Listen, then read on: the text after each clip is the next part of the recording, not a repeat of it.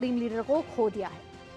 आइए अब आगे बढ़ते हैं कि अब ईरान की जो सत्ता है उसको लेकर बड़ी बातें होने लग गई हैं।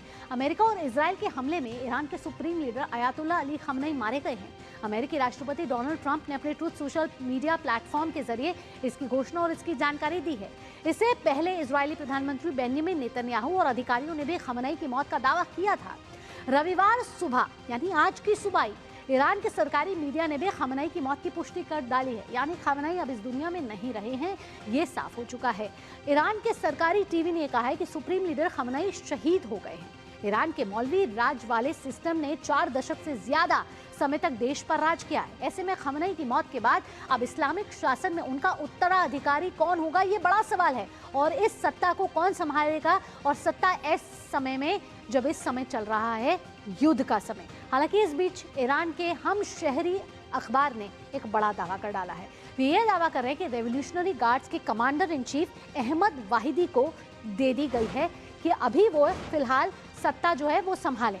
और आपको बता दें कि खमनेई के मौत के बाद अब उत्तराधिकारी कौन होगा, यानी सत्ता कौन संभालेगा, क्योंकि एक लंबे समय से खमनेई का राज ईरान पर चल रहा था, जिनकी आज सुबह तड़के मौत हो गई है। पहले अमेरिका ने इसका दावा किया, फिर इजराइल ने दावा किया और फिर ईरानी मीडिया से भी इसकी पुष्टि हो गई। आइए आगे बढ़ेंगे। ईरान पर हवाई हमले के बाद संयुक्त राष्ट्र में इमरजेंसी मीटिंग बुलाई गई है, यानी कि यूएन में एक इमरजेंसी मीटिंग बुलाई जाती है, एक आपातकाल की मीटिंग बुलाई जाती है। और बैठक के दौरान आपको बताएं कि संयुक्त राष्ट्र के प्रमुख एंटोनियो गुटेरेस ने अमेरिका इजराइल के हवाई हमलों की निंदा की है और कहा है कि क्षेत्रों और पूरी दुनिया को संकट से निकालने के लिए बातचीत शुरू करनी होगी, यानी वार्ता का दौर एक बार फिर शुरू करना होगा। वार्ता के जरिए जंग का हल निकाला जा सकता है। लेकिन बड़ा सवाल यह है कि क्या अमेरिका यूएन को सुनने के लिए तैयार है।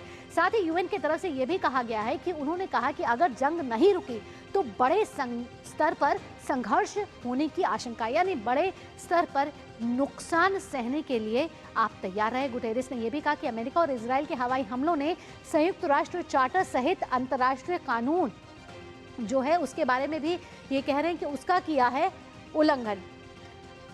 आइए अब आगे बढ़ते हैं और क्या क्या प्रतिक्रिया आई हैं ये भी आपको सुनवा देते हैं। एंटोनियो गुटेरेस जो है यूएन सेक्रेटरी जनरल, वो क्या कह रहे हैं, वो अपनी प्रतिक्रिया क्या दे रहे हैं इस पूरे जंग पर, आइए आपको सुनवाते हैं।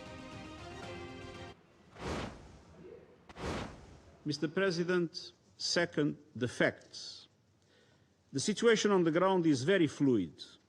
There are many unconfirmed reports. Here is what we know. About 20 cities across Iran, including Tehran, Isfahan, Qom, Shahryar, and Tabriz, have reportedly been attacked. In Tehran, large explosions were reported in the district that includes the presidential palace and the compound of the Supreme Leader.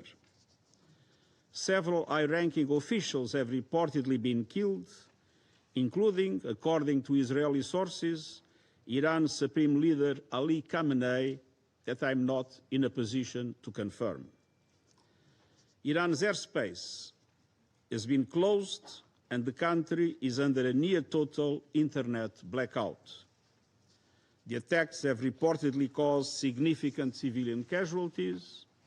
According to Iranian media, an airstrike killed at least 85 people and injured many more at a girls' school in Minab, or Mogan province, and the school in Tehran was also reportedly hit, causing 2 deaths. तो संयुक्त राष्ट्र के महासचिव Antonio Guterres को आप सुन रहे थे, जो इस साफ तौर पर कह रहे थे कि अगर जंग इस समय जारी रही तो संघर्ष के लिए तैयार हो जाइए। साथ ही उन्होंने कहा कि जो अमेरिका और इजराइल कर रहा है वो अंतर्राष्ट्रीय कानून का उल्लंघन है साफ तौर पर। और तमाम तरीके की ब्रेकिंग न्यूज़ लगातार आ रही हैं जिसमें कहा जा रहा है कि तेहरान पर जो है वो हमले किए जा रहे हैं। वहीं पाकिस्तान में अनरेस्ट देखा जा रहा है, ओमान में भी अनरेस्ट साफ तौर पर देखा जा रहा है। और तमाम तरह से ये जो देश हैं वो अपनी जनता के लिए एडवाइजरी जारी कर रहे हैं। तो साफ तौर पर जो जंग है वो इस समय एस्केलेटेड है।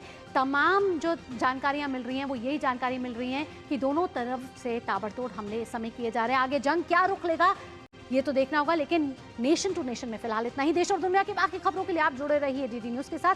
फिलहाल के लिए दीजिए अनुमति, नमस्कार।